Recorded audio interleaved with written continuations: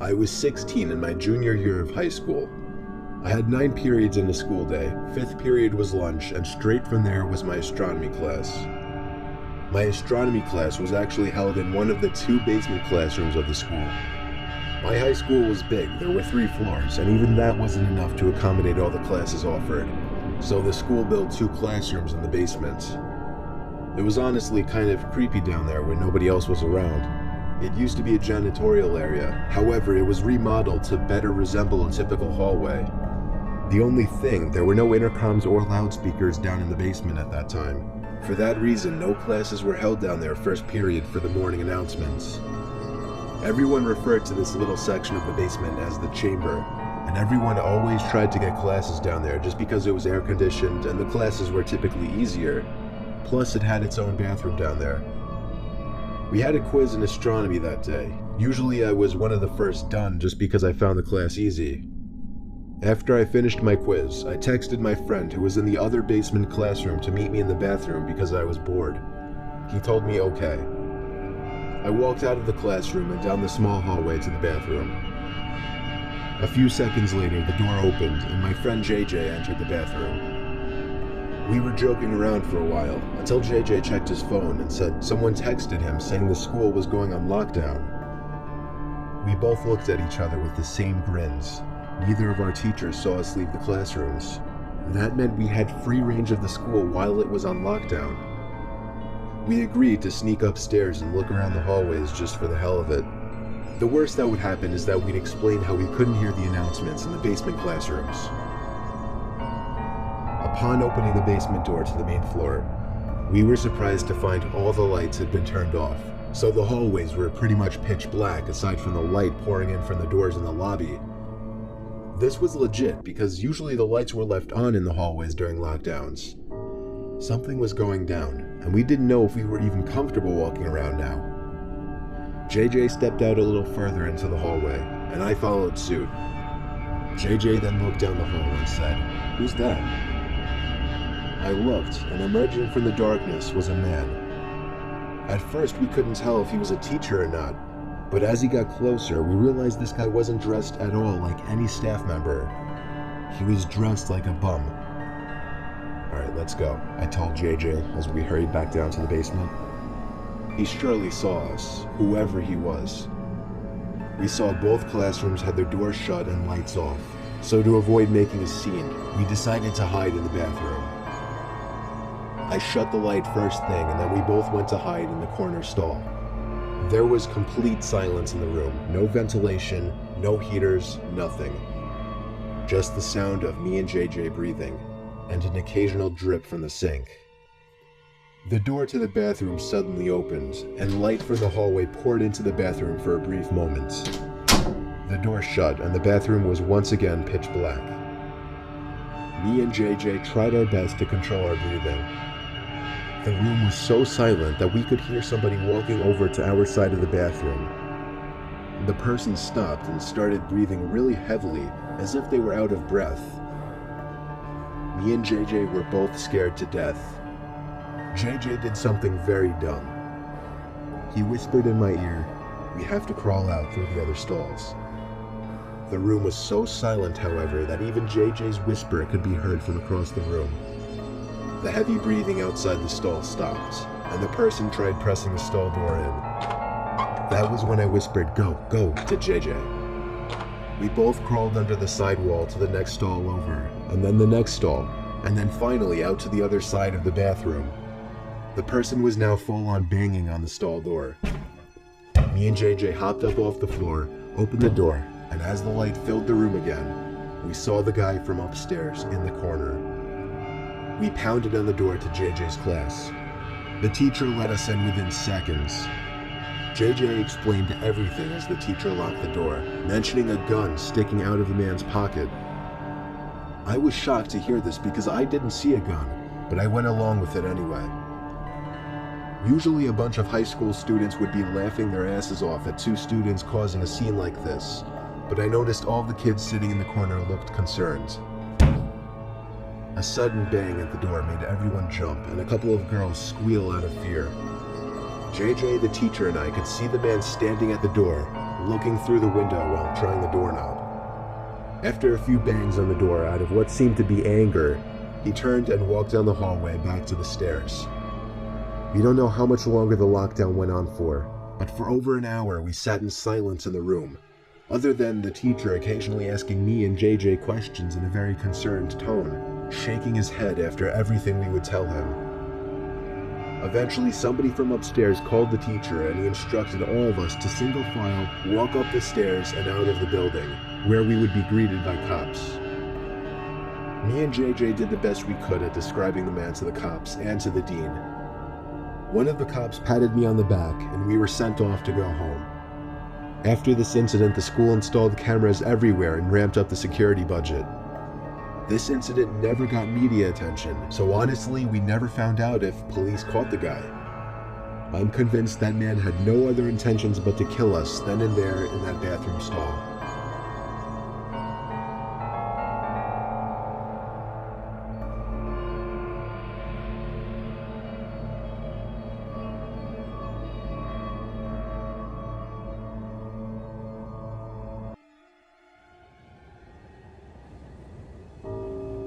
I'm a retired New Jersey police officer.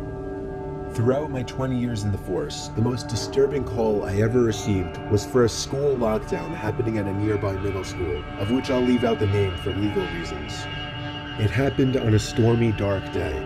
My car number was called on the radio to respond to a lockdown, where a suspicious-looking man was seen stepping out from a white van parked behind a school and walking into the back door by the boys' locker room.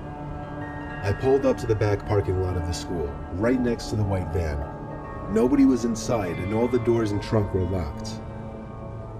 I opened the red back door that entered into the gym hallway, right by the locker rooms. The main lights had been turned off, so the whole inside of the school was dark. I unholstered the flashlight from my belt and used it to navigate the halls. I made it to the lobby of the school, where a woman emerged from the front office quietly, telling me to check the boys' locker room, but to be careful because the person might be armed. I called for backup on my radio and was assured backup was already on the way. I made it back to the hallway I entered from, where I found the boys' locker room right next to the exit. I pushed it open very quietly.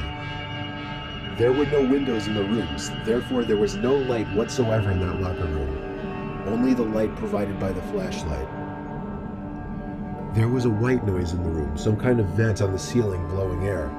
But even over that, I was hearing faint scratching type noises or little dings on the locker doors from the other side.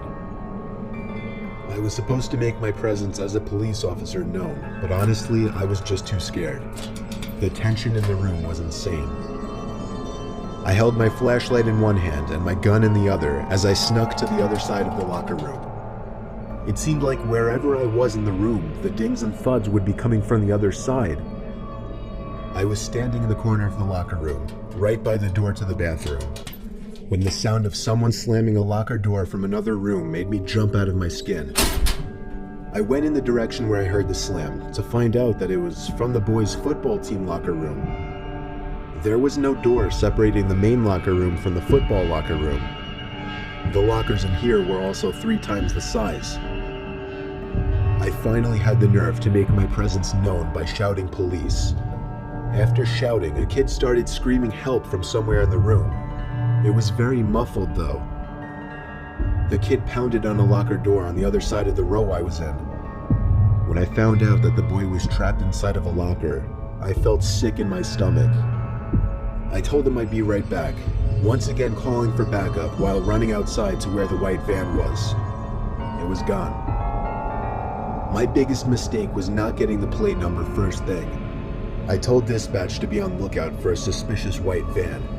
I ran back into the school and instructed the staff in the front office to end the school day and to send somebody with a key to the locker room to get the boy out of the locker. The boy was held by the man with a knife on his back, as I speculate the man was quietly trying to get the 12-year-old boy to his van. The boy was bleeding on his arm from the man cutting him while resisting. The man's van was spotted a week later in a 7-Eleven parking lot, where he was arrested after being properly identified.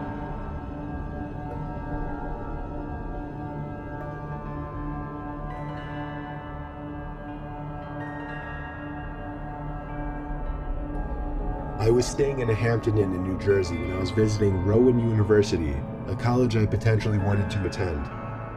My family couldn't come with me, so I was on my own. After attending campus tours, I went to get a bite to eat at a nearby restaurant, and then went back to the hotel at around 8 p.m., planning on going back to campus again the next day. About an hour after returning to my room, a strange alarm started going off in my room, along with a white light flashing from the corner of the ceiling. A message started looping shortly after as well, saying something along the lines of, "All Hampton Inn guests, please remain in your rooms, this is a lockdown." I'd never heard of a lockdown in a hotel. I never even knew hotels had alarms like this. I found it more interesting and exciting than anything else. Eventually the sound of the alarm stopped, but the light kept flashing, and every 20 seconds or so the message would repeat. It was only like 9:30, so I turned on the TV just as background noise while I started changing clothes and brushing my teeth. I shut the lights when I was done and hopped under the covers. I watched TV for half an hour before shutting it off. The light was still flashing with an obnoxious bright white every few seconds. It was definitely going to hinder my sleep. I was starting to consider calling the front desk to ask what was going on, when the phone rang. It was someone from the front desk. I was expecting them to tell me something about the alarm and when it would shut off, but instead the person on the other end spoke in a very concerned voice. She told me to remain calm and walk out the door. I took that opportunity to ask her what exactly was going on. She went on to tell me that there was somebody in the room with me and to get out immediately. I dropped the phone and instinctively started looking around everywhere. Part of me was curious to see if somebody was in fact in the room. I checked under the bed, looked into the empty bathroom, nobody in either spot. Then, I noticed the closet door right next to the bathroom. It was one of those closets with a wooden sliding door. It was open just a tiny crack, and through that tiny crack, I could see a person's face. At first, it didn't sink in what I was seeing, but when the door slid shut, that was when I freaked out and ran out the door. The people at the front desk showed me security footage from an hour earlier of some sketchy-looking man walking around the hallways, apparently looking for a certain room. When he got to my door, he opened it with the card he somehow acquired, and that was it. I stayed around as the authorities took the person out in chains. He was a man, of course, on the shorter side, easily 40s. He looked at me as he passed, as if he knew who I was immediately. It's scary thinking back that he may have been watching me for more than an hour from that closet.